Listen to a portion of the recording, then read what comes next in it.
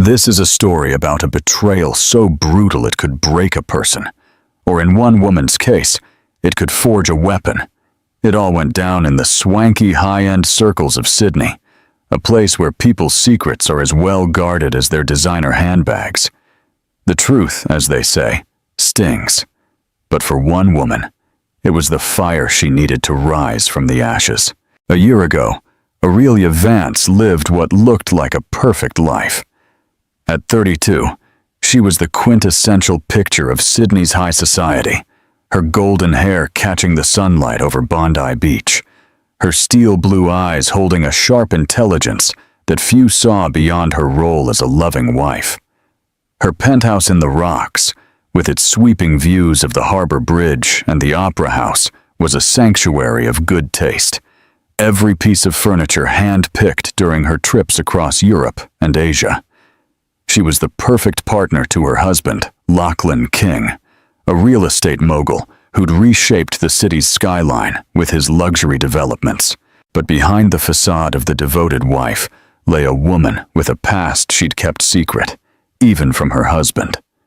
Every morning, she'd follow the same routine. Wake at 6, make a flat white, and read the sports section of the Sydney Morning Herald to keep up with Lachlan's footy obsessions. Then, she'd retreat to her private study, where she'd secretly work on financial consultations for small, family-run businesses. It was her rebellion against the trophy wife role society expected her to play. Lachlan would leave every day at 8 sharp, always immaculate in his bespoke suits, kissing her on the forehead, with the distracted air of a man whose mind was already on the day's meetings. "My love," he'd say, "remember we have dinner at the Murdochs tonight." And she'd nod, smile, and promise to have the right dress and the right conversation ready. For the first few years, Aurelia found a certain charm in this ritual. Lachlan was everything a woman could want: handsome, successful, and sophisticated. But over time, the cracks began to show. He started coming home later. His excuses became vaguer, and their intimacy faded into routine gestures and superficial conversations about the social calendar. Aurelia put it down to the stress of business in a competitive market. The first alarm bell rang one Tuesday in March when Aurelia decided to surprise Lachlan with lunch at his office in Barangaroo, the financial district where his company occupied 3 floors of a sleek glass skyscraper. His secretary, a seasoned woman named Judith, greeted her with an oddly awkward expression. "Mrs. King," she said, avoiding eye contact. "Mr. King is in a very important meeting. Maybe you should come back later." But Aurelia knew that office like the back of her hand. She knew when he had a truly important meeting, his business partner's car would be in its reserved spot in the underground car park. That day, it was empty. Aurelia insisted on going in, and after a moment that felt like forever, Judith led her to the executive office. Lachlan was there alone, standing in front of the windows that offered a panoramic view of the harbor, talking on the phone in a low voice, and with an intimate laugh that Aurelia hadn't heard directed at her in months. When he saw her, he abruptly hung up, slid the phone into his jacket pocket, and walked over to kiss her, with a smile that didn't reach his eyes. "My love, what a nice surprise. What brings you here?" Aurelia noticed the perfume. It wasn't hers. It was younger, sweeter, with notes of vanilla and jasmine that clung to her husband's silk tie like a territorial mark. She said nothing. She convinced herself it was paranoia, that 8 years of a solid marriage couldn't fall apart over a phone call and an unknown scent. Over the next few weeks, Aurelia began to observe with a detective's eye. Calls Lachlan would take on the balcony when he thought she couldn't hear him. Text messages that would arrive late at night, which he'd check with a secret smile. Gifts he bought that never came home. Receipts from jewelers, bills from restaurants they'd never dined at together, and charges on his credit card from boutiques she'd never visited. The perfect world Aurelia had built started to sway like a house of cards in a Sydney storm. But she didn't know the storm was just beginning, and that the coming revelation would not only destroy her marriage, but force her to confront who she really was and what she was made of. On lonely nights, while Lachlan invented increasingly elaborate excuses for not coming home, Aurelia would stay awake at the window of their penthouse, watching the city lights twinkle like fallen stars. Unbeknownst to her, she was preparing for the moment she'd have to choose between sinking into humiliation or emerging as the woman she had been before she became someone else's perfect wife. The glass princess was about to discover she was made of something far stronger than glass. She was made of diamond, and diamonds, under the right pressure, become unbreakable. The truth unveiled. The truth hit like a tsunami one afternoon in April. Aurelia decided to do something she hadn't done in years. She followed her husband. She was a spy in a Hollywood flick, dressed in dark jeans, a black leather jacket, and sunglasses. Her heart was pounding as she followed Lachlan's gray Maserati through the city streets. She followed him past the Opera House, through the Botanic Gardens, until he arrived at a sleek residential building in Elizabeth Bay that she didn't recognize. From her car, she watched Lachlan enter the building with a chilling familiarity. Aurelia waited for an hour that felt like an eternity, her hands sweating on the steering wheel as she tried to make sense of what she was seeing. Maybe it was a business meeting. Maybe the building had offices. Maybe she was just a paranoid, jealous wife. But then she saw her. Zara Davies, 24 years old, with platinum blonde hair, long legs and a miniskirt that cost more than most people's weekly wages. She was everything Aurelia had been 10 years earlier. Young, stunning, with the arrogant confidence of someone who believes the world belongs to them. Lachlan emerged from the building 5 minutes later, and what Aurelia saw next destroyed 8 years of marriage in 30 seconds. Her husband kissed that woman with a desperate passion, with his hands tangled in her blonde hair, pressing her against the building's glass door. It was the same way he'd kissed her on their honeymoon in Port Douglas, when she believed their love was eternal and unbreakable. Tears came unannounced, blinding her, as she watched her husband get into the woman's car, a red convertible BMW that screamed youth and rebellion. They drove off together, laughing, with their hands intertwined on the gear stick, like a pair of lovers in a romantic movie. Aurelia sat in her car for hours, watching the life she had built disintegrate before her eyes. When she finally got home, Lachlan was already there, showered, perfumed, with a glass of Shiraz in his hand and a perfectly practiced look of innocence. "My love," he said, "how was your day?" "Mine was exhausting. Those Japanese investors are ruthless." Aurelia looked at him as if seeing him for the first time. This man, who had shared her bed for 8 years, was lying to her face. "What's her name?" she asked in a voice she didn't recognize. Lachlan's expression of confusion was perfect. "Who's who, my love?" "The blonde in the red convertible BMW you kiss like a hormonal teenager."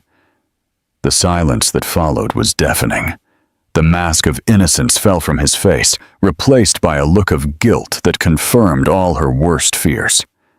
"Aurelia, I can explain," he stammered. 8 years! She yelled, her voice raw. 8 years of my life, Lachlan. 8 years believing we were happy, that we had something real, that you loved me like I loved you. Tears streamed down her face. How long has it been going on?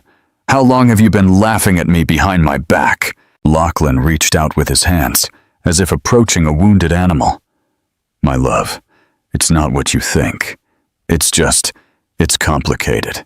You don't understand the pressure I'm under with the business. What did you need? Aurelia roared. Did you need to humiliate me? Did you need to make me the idiot wife Who doesn't realize her husband is banging a 24-year-old floozy? The crude, vulgar word hung in the air between them. Lachlan recoiled, perhaps for the first time in their marriage, feeling a real fear of the woman he had lived with for 8 years. "Aurelia, please, can we talk about this like civilized adults?" "Civilized?" She laughed, a bitter, broken sound. "You want to talk about civilized while your mistress is using my money to buy designer clothes. 'Cause I recognize that skirt, Lachlan. It's from the new Prada collection. It costs $3,000, the same $3,000 that went missing from our joint account last month, and that you said was for entertainment expenses." Lachlan's face turned ashen. There was no denying that. The days that followed were a descent into hell. Aurelia hired a private detective, an old mate named Marco, who had worked for Sydney's most powerful families for decades. The photographs he handed her a week later were like daggers to the heart. Lachlan and Zara at exclusive restaurants, luxury hotels, on weekend trips he'd claimed were work conferences. But what hurt the most wasn't the images of infidelity. It was the intimacy. The way Lachlan looked at that woman, the way he'd whisper in her ear, making her laugh with genuine joy, the way he touched her with a reverence Aurelia had believed was exclusively hers. Marco also gave her devastating financial information. Lachlan had been diverting money from their personal and business accounts to support Zara. A flat in Elizabeth Bay, a red convertible BMW, jewelry, clothes, trips. In total, he had spent over $300,000 on his mistress in 6 months, money that included part of the inheritance Aurelia had received from her grandparents and which she had invested in her husband's business years ago. But the biggest humiliation came when she discovered that all of Sydney's social elite already knew. At a dinner at the Versace's place, Aurelia caught the looks of pity, the hushed whispers, the fake smiles of women who had been her friends for years. She was the cuckolded wife of the season, the favorite gossip of the ladies who lunched in Double Bay. One night, after a week of not sleeping, not eating, and crying herself dry, Aurelia found herself standing in front of her marble bathroom mirror, really seeing herself for the first time in years. She saw a 32-year-old woman who had sacrificed her ambitions, her dreams, her identity, to become the perfect accessory for a man who had betrayed her in the cruelest way possible. But in that moment of absolute pain, something changed in her eyes. A spark was lit deep within her, a flame that had been dormant for years. Aurelia Vance, the woman who had existed before she became Lachlan King's wife, was starting to wake up. And when she woke up completely, the world of everyone who had underestimated her would tremble. The transformation begins. The transformation began in a small, hidden cafe in Newtown, far from the places where Aurelia might run into someone from her social circle. It was a rainy Tuesday in May, and she had left home aimlessly, needing to escape the walls of her penthouse, which had become a prison of painful memories. She sat at a corner table, ordered a double espresso, and took out her phone to make the call she had been putting off for weeks. Her fingers trembled as she dialed the number she had memorized, but hadn't used in 5 years. "Hello?" A female voice with a British accent answered. "Victoria," Aurelia said, her voice hoarse. "It's me. It's Aurelia." The silence on the other end lasted an eternity before Victoria Thornfield, her former partner and best friend from Harvard, replied with a mix of shock and joy. "My God, Aurelia, I haven't heard from you in 5 years. What's happened? Are you okay?" Tears welled up as Aurelia told her everything. Victoria listened without interrupting, occasionally murmuring words of support or outrage when the details of the betrayal became particularly cruel. "That bastard," Victoria muttered when Aurelia finished her story. "Aurelia, love, do you know what you have to do?" "No," Aurelia confessed, feeling lost. I don't know anything. I've been living like a China doll for so many years that I don't remember who I was before all this. Are you kidding me? Victoria let out a laugh that sounded both amused and incredulous. Don't you remember who you were at Harvard? Don't you remember what you did with Blackstone Capital when everyone said we were too young, too ambitious, too female to make it on Wall Street? Aurelia closed her eyes, and for the first time in years, she let the memories come back. Aurelia Montgomery, before she became Aurelia King. The girl from country Victoria who had arrived at Harvard Business School on a scholarship, with no connections, no prestigious name, just a fierce intelligence and an ambition that scared her male professors. The young woman who, with Victoria, had created an investment fund that had generated a 300% return in its first year. I remember, she whispered, feeling something stir in her chest, as if a part of her that had been in hibernation was waking up. Good, Victoria said firmly, because I have a proposition for you. Guess where I am now? In London? Nah, love, I'm in Sydney. I've been here for the last 6 months, setting up the Aussie office of Thornfield International. And guess what? I need a partner. I need someone who understands the local market, who has connections, who is a genius at international finance. I need my old Harvard partner back. Aurelia's heart began to beat faster. Victoria, I haven't worked in years. I'm not sure I can. Bullshit, Victoria interrupted with a directness Aurelia remembered and had missed. Your brain doesn't go rusty, Aurelia. Your instincts don't just disappear. Besides, I've got a hunch you're about to be more motivated than you've ever been in your entire life. That night, Aurelia returned to her penthouse with a purpose. She went straight to her private study, opened the drawers she had kept locked for years, and pulled out her diplomas, her financial certifications, her professional contacts from before the marriage. Everything was there, waiting for her, like weapons of war she had stored away for a moment just like this. The final showdown. For the next week, Aurelia worked like a woman possessed. While Lachlan continued his routine of lies, she researched, planned, and prepared her counterattack. But it wouldn't be an emotional or hysterical one. It would be far more devastating. It would be professional, calculated, lethal. The first thing she did was hire Sydney's best divorce lawyer, Donatella Ricci, a 60-year-old woman who had decimated the fortunes of more unfaithful men than she could count. Donatella reviewed the documents Marco the detective had collected and smiled with the satisfaction of a shark smelling blood in the water. My dear, she told Aurelia, your husband has made every possible mistake. Documented adultery, misuse of marital funds, using marital assets to support his mistress. He's going to lose everything, and you're going to come out of this not only with your dignity intact, but significantly richer. But Aurelia had plans that went far beyond divorce. She began meeting Victoria in secret, working late into the night in dark cafes and temporary offices, rebuilding the skills she had let rust away. Victoria had brought her a proposal that was perfect in its poetic symmetry.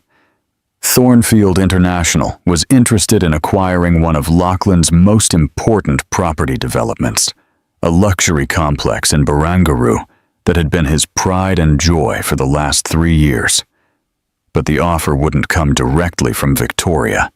It would come through a new company Aurelia was about to create, using the financial contacts she had developed over years of attending charity galas and business dinners as a trophy wife. Do you understand what this means? Victoria asked her one night as they worked on the final details of the proposal. You're not just divorcing him, you're buying him out. You're becoming his boss. Aurelia felt an icy smile form on her lips. Nah, she said softly. I'm going to become his worst nightmare. But before executing her master plan, she had to do something she had been putting off for weeks. She had to confront Zara Davies. The time had come for the mistress to find out exactly who she had messed with. The opportunity came one Friday afternoon when Marco informed her that Zara had an appointment at the most exclusive beauty salon in Double Bay. Aurelia dressed carefully for the encounter. An Armani charcoal gray pantsuit, Louboutin heels, her hair in an impeccable bun, makeup flawless but imposing. She looked like what she was about to become, a formidable businesswoman. She entered the salon with a confidence that made every head turn.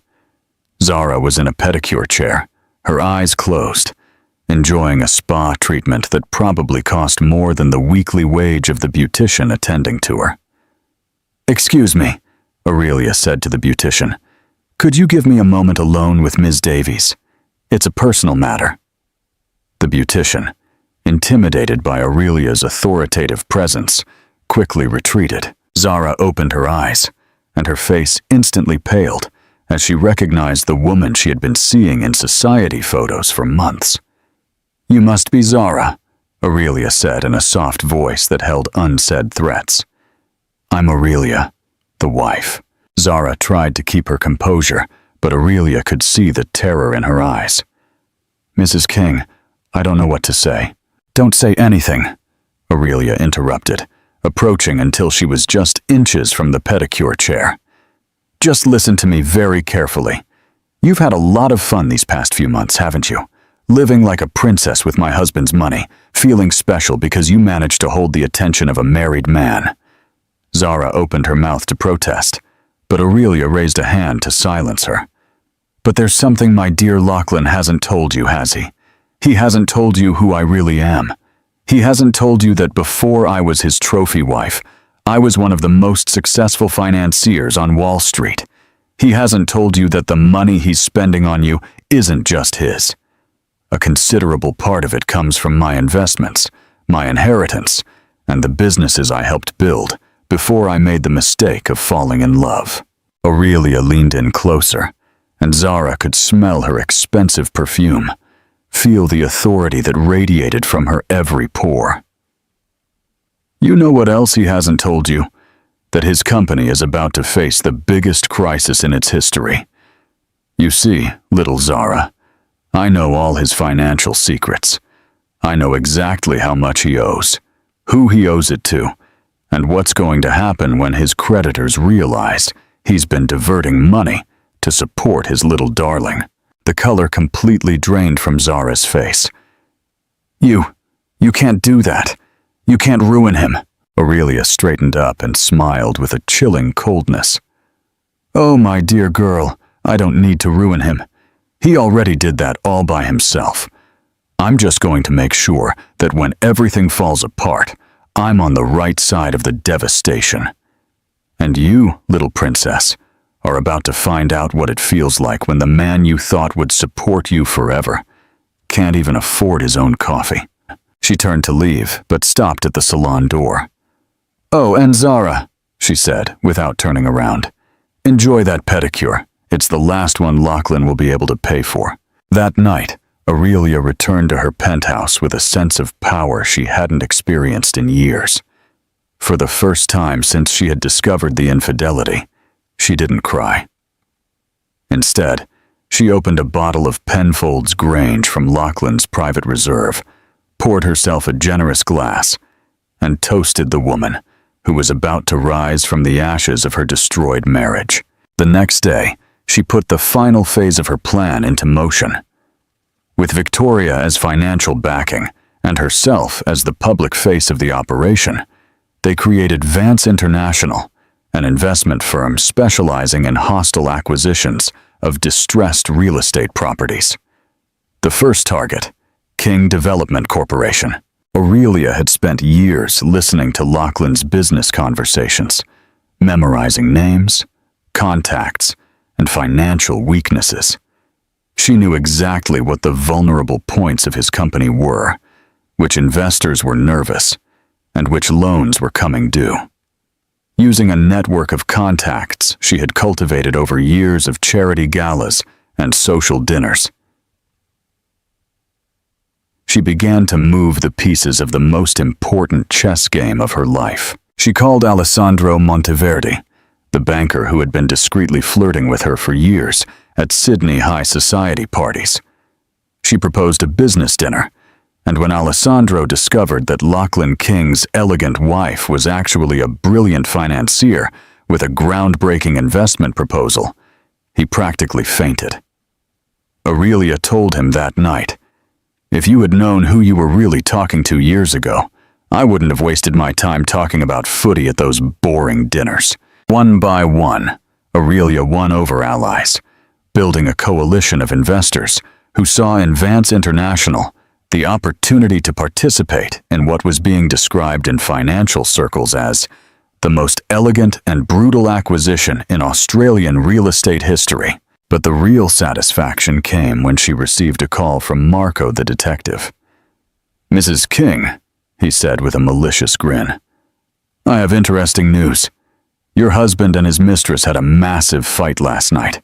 The neighbors called the cops because of the racket. Apparently, Ms. Davies discovered something that really pissed her off."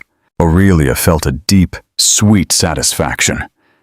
Her visit to the salon had planted the seeds of panic in Zara's mind, and she had evidently confronted Lachlan, demanding explanations he couldn't give. "What else?" she asked. "Mr. King came out of Ms. Davies' apartment at 3 in the morning. She threw a suitcase out the window at him. A very expensive Louis Vuitton. It smashed right into the windscreen of his Maserati." Aurelia couldn't help but laugh. The image of Lachlan picking up designer underwear from the street while his aristocratic neighbors watched from their balconies was too delicious. But the best was yet to come. 3 days later, Lachlan came home earlier than usual. He poured himself a whiskey with trembling hands and collapsed onto the Italian leather sofa with the expression of a man who had seen his own execution. "Aurelia," he said in a hoarse voice, "we need to talk." She looked at him from the kitchen, where she was calmly preparing a Caesar salad. "What do you want to talk about, Lachlan?" "Us, the divorce, how we're going to split everything." Aurelia sliced a tomato with surgical precision, each movement of the knife deliberate and controlled. "Oh, really? And what makes you think there's anything to split?" Lachlan frowned, confused. "What do you mean? We've been married for 8 years. We have assets. The company." "The company," Aurelia repeated, and for the first time in weeks, she truly smiled. "Yes, let's talk about the company." She walked over to the sofa where Lachlan was sitting, sat elegantly in the chair opposite him, crossed her legs, and looked at him with the expression of a cat that had been playing with a mouse for months and was finally ready to deliver the fatal blow. "Lachlan, my love," she said with a poisonous sweetness, "you know what I discovered while you were busy playing with your little princess? I discovered that I am very, very good at business. So good that in the last few weeks, I've gotten investors willing to buy distressed real estate properties. Properties like, for example, your beloved Barangaroo complex." Lachlan sat up abruptly, spilling whiskey on his silk shirt. "What the hell are you talking about?" "I'm saying, my dear cheating husband, that at 9 o'clock tomorrow morning, you're going to receive a buyout offer for all your main developments.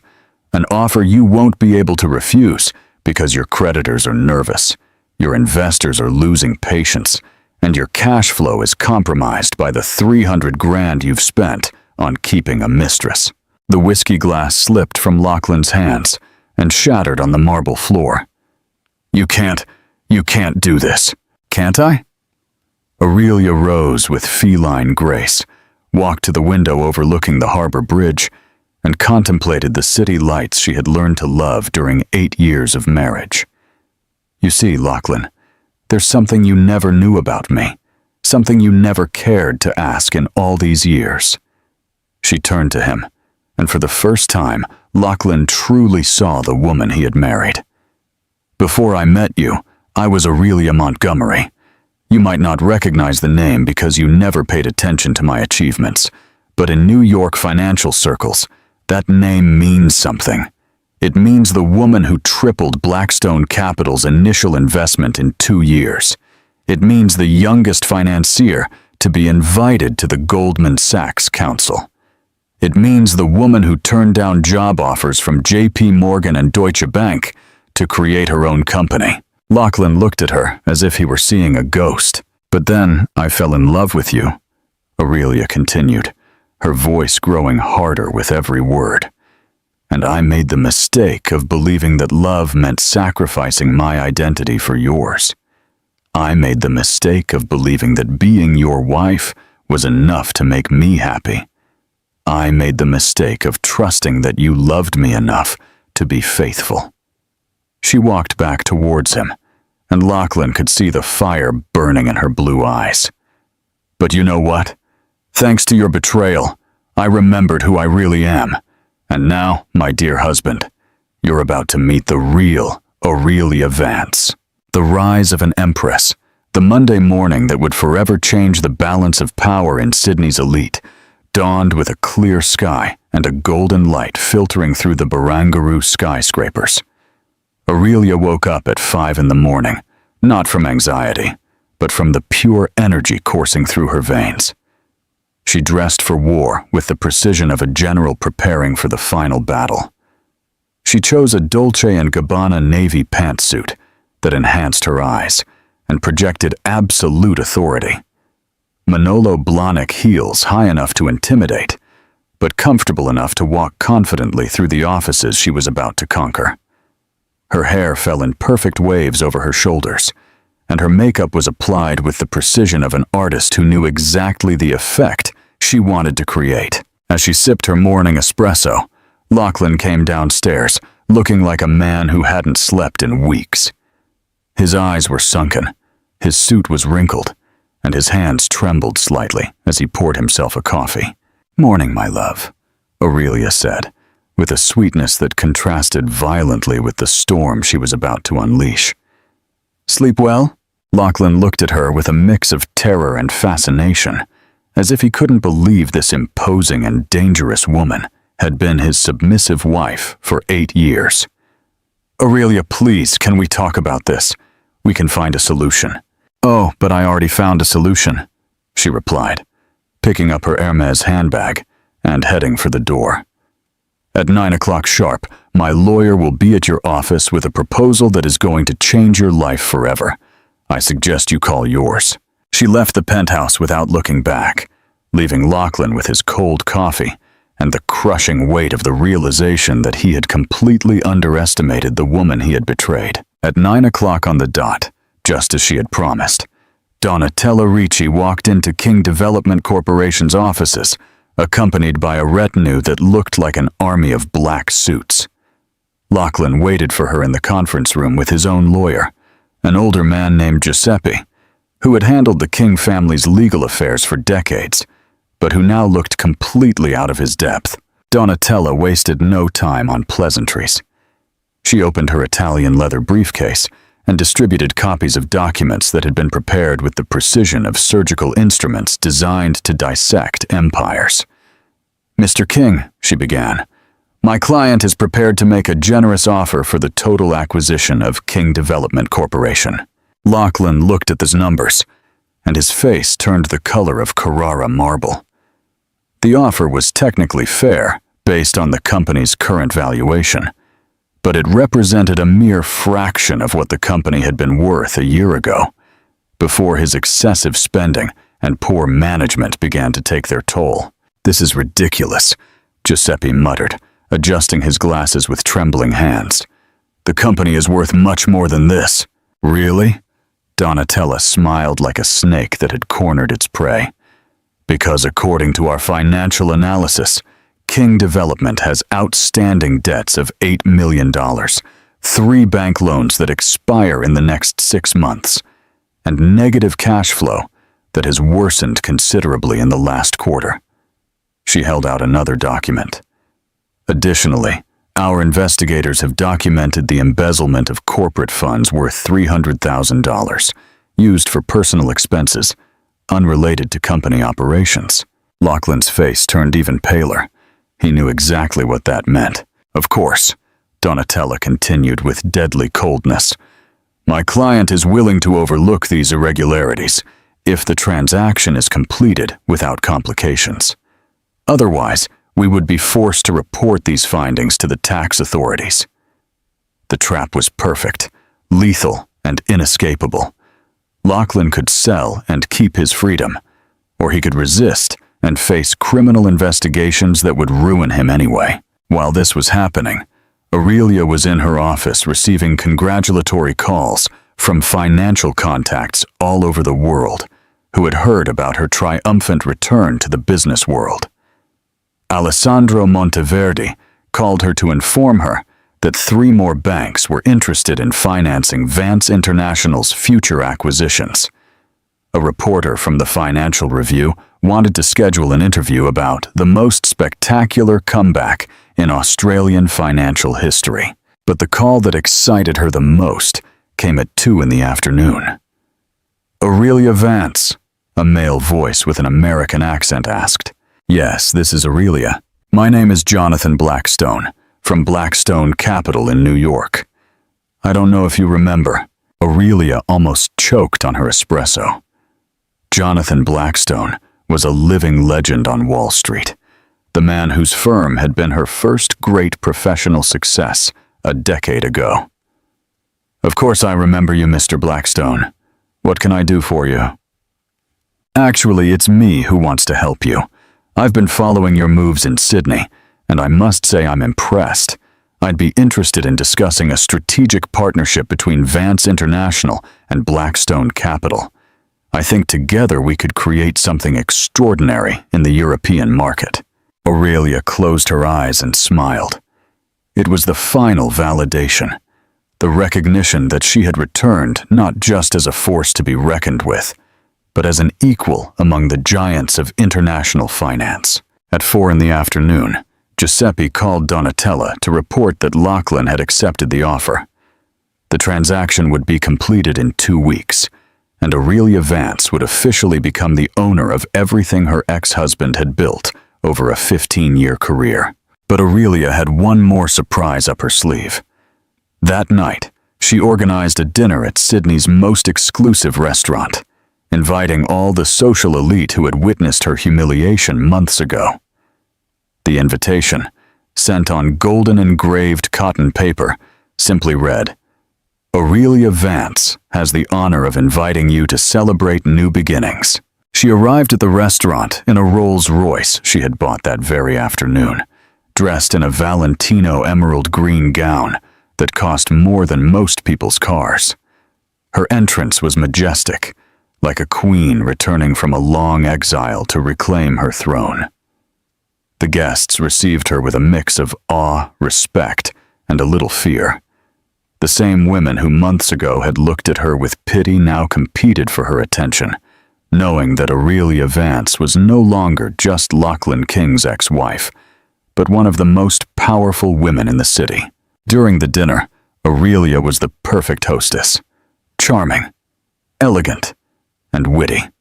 She spoke about art, politics, and international business, displaying a sophistication and knowledge she had kept hidden for years, playing the role of trophy wife. But the climax came when she stood up to make a toast. My friends, she said, her voice filling the room without needing to be raised. I want to thank you for joining me tonight in what is, without a doubt, the beginning of a new era. She raised her crystal glass, and everyone followed suit.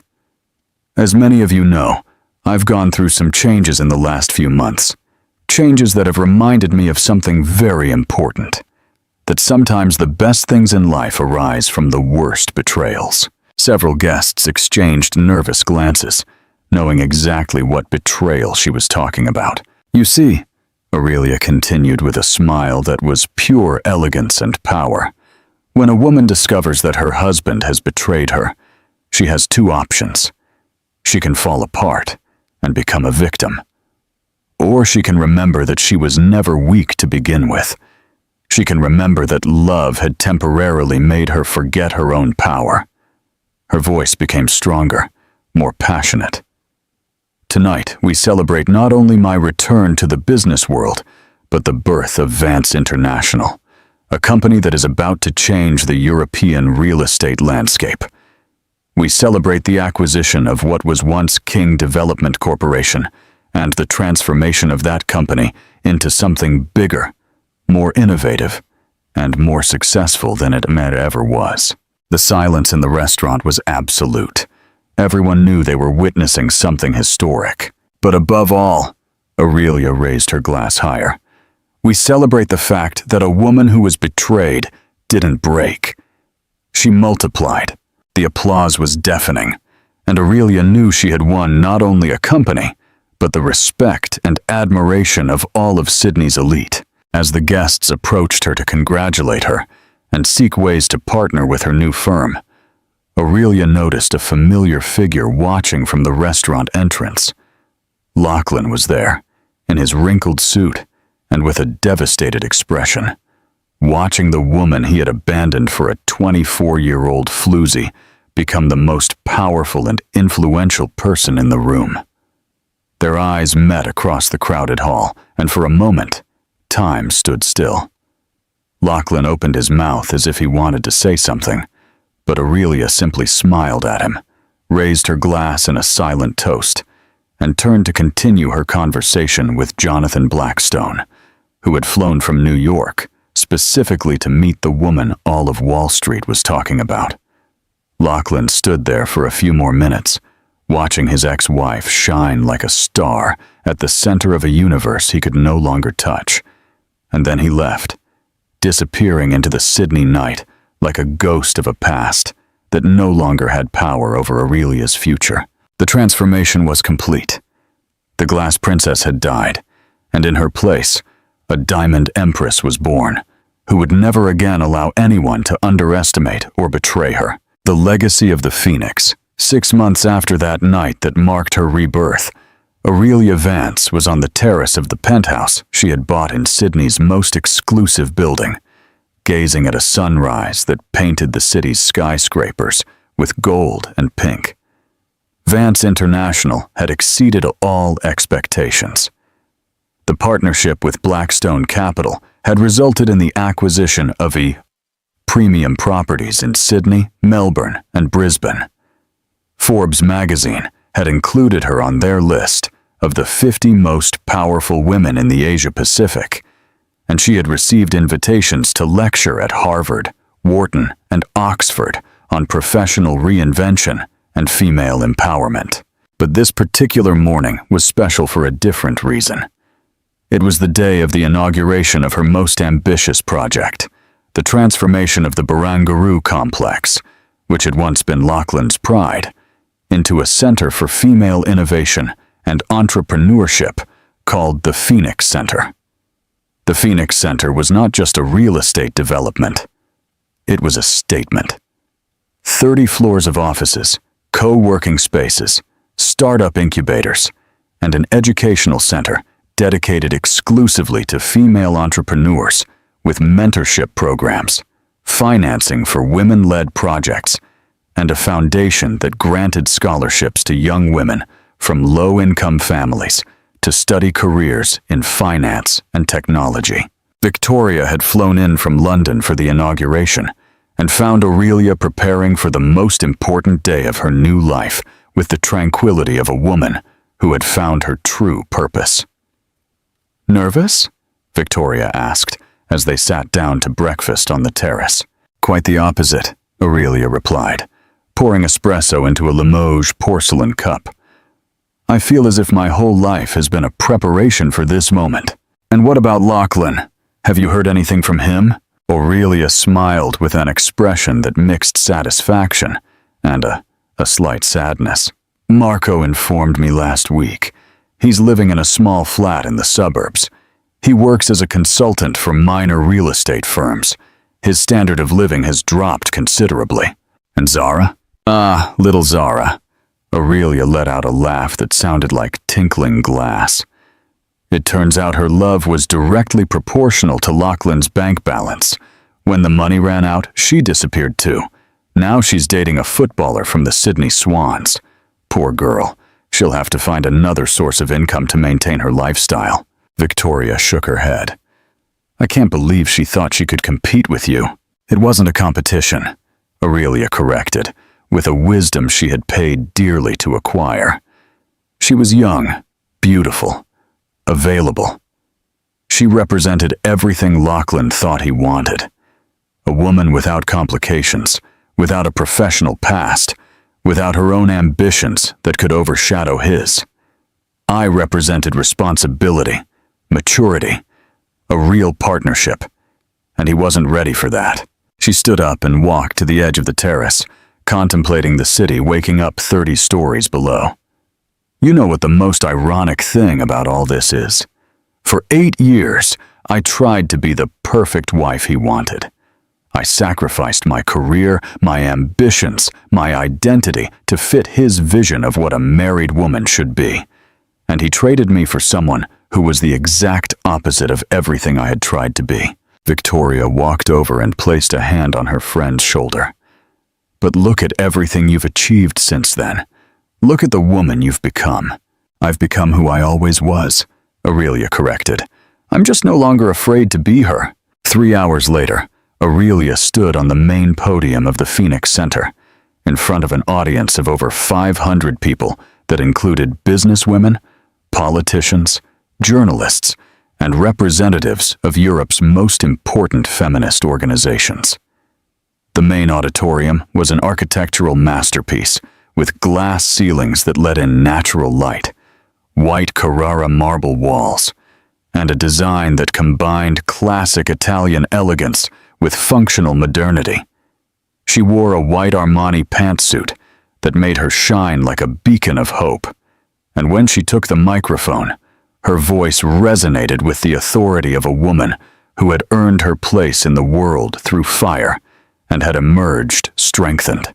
Ladies, she began, her voice effortlessly filling the auditorium.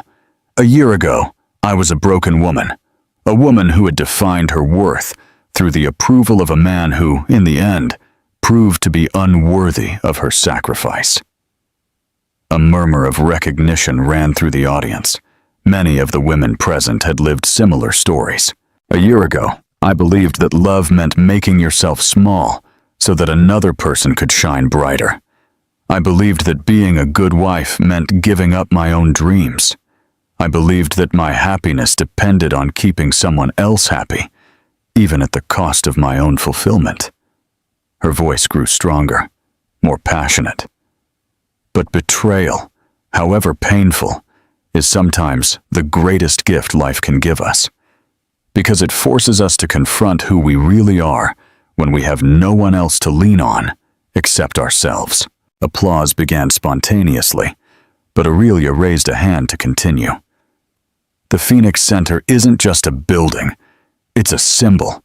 It's physical proof that when a woman has been destroyed, she can rise from the ashes of her broken life and create something more beautiful, more powerful, and more meaningful than she ever imagined possible. She paused, letting her words sink into every heart present. Every one of you here today has faced moments where the world told you that you weren't enough, that you were too ambitious, too complicated, too smart, too independent, that you should settle for less than you deserved to make others comfortable. Her voice cracked slightly, not from weakness, but from the genuine emotion of a woman who had found her life's mission. But I'm here to tell you that others' opinions of you are irrelevant. A man's betrayal doesn't define your value. Abandonment doesn't diminish your power, and rejection doesn't reduce your ability to create empires. The applause intensified, and Aurelia could see tears in the eyes of many women in the audience. This center, she continued, gesturing towards the marble walls, is built on the foundations of my failed marriage. Every office, every classroom, every workspace represents a piece of my broken heart that was transformed into determination. Every mentorship program we offer here was born from the pain of being underestimated, Every scholarship we grant arises from the fury of being betrayed. But I didn't build this place for revenge. I built it for freedom. The freedom to be completely yourselves, without apology, without compromise, without fear. The freedom to fail and get back up. The freedom to succeed without feeling guilty. The freedom to be powerful without being called aggressive. The freedom to be vulnerable without being called weak. The silence in the auditorium was absolute, charged with a palpable energy. 6 months ago, I received a call. It was Lachlan, my ex-husband. He wanted us to meet for coffee. Talk like civilized adults, as he put it. He wanted to apologize, explain his actions, and ask me to consider giving him a second chance. A nervous murmur ran through the audience. They all wanted to know what she had answered. "Do you know what I told him?" Aurelia smiled, and her smile was radiant, free, completely at peace. I said thank you. I thanked him for betraying me. I thanked him for showing me who he really was. I thanked him for forcing me to rediscover my own strength. The applause erupted like a storm, but Aurelia wasn't finished. And then I told him something else. I said, "Lachlan, I am no longer the woman you fell in love with, and I'm definitely not the woman you betrayed. I am someone completely new, someone stronger, freer, and more complete than I ever was with you. And that woman has no room in her life for men who can't recognize her worth." The ovation was deafening. Women on their feet applauded with tears streaming down their cheeks, recognizing in Aurelia their own dormant strength. When the applause finally died down, Aurelia lowered her voice for her final reflection. "My sisters," she said, with an intimacy that reached every heart present. "I want you to remember something very important when you leave here today. Your value is not determined by who loves you, but by how you love yourselves. Your power doesn't come from others' approval, but from confidence in your own abilities. Your freedom isn't something someone can give or take away. It's something you reclaim every day by choosing to be authentic with yourselves." She turned to leave the podium, but stopped for one last declaration. "And if one day a man betrays you, abandons you, or underestimates you, remember this: he isn't rejecting you. He is revealing his own inability to recognize a diamond when it's right in his hands. And when a man can't recognize your worth, that's his problem, not yours." The final ovation lasted 15 minutes. When Aurelia finally left the auditorium, she was surrounded by dozens of women who wanted to thank her, share their own stories, and ask for advice. Every hug, every shared tear, every smile of recognition confirmed that she had found her true purpose in life. That night, after a reception that lasted until the early hours, Aurelia returned to her penthouse alone. She poured herself a glass of Dom Perignon champagne, took off her shoes, and went out to her private terrace. Sydney shone before her like a sea of diamonds. The lights of the harbor bridge, the skyscrapers of Barangaroo, and the winding streets of the city created a luminous tapestry that reminded her why she had fallen in love with this city 10 years ago. Her phone vibrated with a text message. It was from a number she didn't recognize, but when she read the content, she smiled. "Aurelia, it's Zara. I saw the news about your center. I wanted to apologize for everything that happened. I understand who you really are now, and I'm embarrassed that I ever thought I could compete with you. You're an inspiration." Aurelia stared at the message for a long moment. Then she deleted it without replying. Not out of cruelty, but because that part of her life was in the past. Zara, Lachlan, the pain, the betrayal, the humiliation. It had all served its purpose. It had led her to this moment, to this version of herself that was more powerful than she had ever imagined possible. She raised her glass to the starry Sydney sky and toasted silently to the woman she had been, to the pain that had strengthened her, and to the extraordinary life that stretched out before her like an infinite promise of possibilities. In the distance, the chimes of a nearby church marked midnight. A new day was beginning, and with it, new adventures for the woman who had learned that the greatest betrayal a woman can suffer is not that of a man who abandons her, but that of abandoning herself for someone else's love. Aurelia Vance had chosen to never betray herself again, and in that choice, she had found the purest, most powerful freedom that exists, the freedom to be completely, unequivocally, magnificently herself. Did you love this story of overcoming betrayal and finding your inner strength? Hit that like button and subscribe to the channel for more stories that'll inspire you to never give up. Down in the comments, tell us, what would you have done in Aurelia's place? We want to hear your thoughts.